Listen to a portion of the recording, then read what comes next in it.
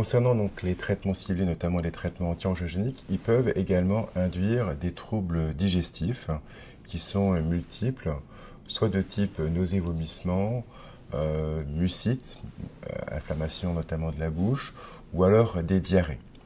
Devant ces symptômes, on peut essayer de les prévenir avant de démarrer le traitement ou au cours du temps si ces symptômes apparaissent. Alors, tout d'abord, pour l'ensemble de ces symptômes, il faut donc avoir une hygiène qui soit bien adaptée.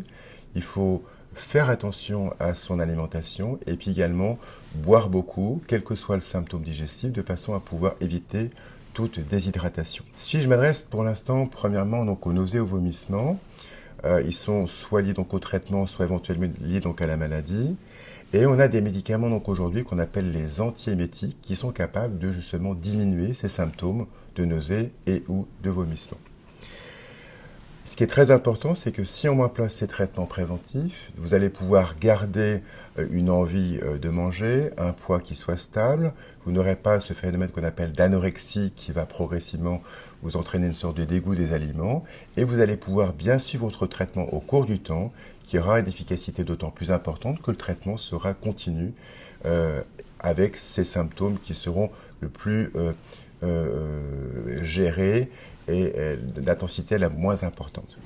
Alors, pour éviter en fait ces nausées et ces vomissements, il faut avoir des repas qui soient fractionnés, en petite quantité, plutôt que 3 collations par jour, peut-être en avoir 5 avec un goûter et vers 10 heures du matin, prendre un petit encas, toujours accompagné de boissons. Et puis également, il faut essayer d'éliminer certains aliments qui peuvent entraîner des problèmes digestifs. Je pense notamment aux noix, au lait, qui peuvent s'accompagner de mauvaise digestion. Et concernant les boissons, plutôt privilégier le coca, les boissons gazeuses, qui peuvent à la fois bien vous hydrater, puis également avoir un rôle notamment sur le plan de la bouche et également empêcher ce qu'on appelle ces mucites, cette inflammation de la bouche. Maintenant, concernant les diarrhées, tout d'abord, dès qu'elles apparaissent, il faut que vous puissiez compenser par une bonne hydratation.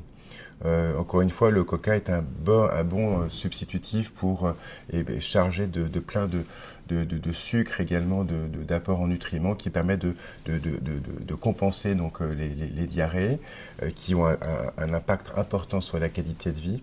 Donc, quels sont les aliments qu'on va pouvoir proposer? L'eau de riz, des bouillons, plutôt privilégié comme alimentation des pâtes, du riz plutôt que des légumes frais.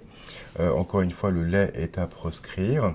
Et également donner des traitements antidiarrhéiques dès que les selles apparaissent et faire en sorte que votre qualité de vie soit bonne, que vous puissiez retrouver vos activités quotidiennes sans être complètement angoissé à la maison par peur d'avoir ce genre de symptômes.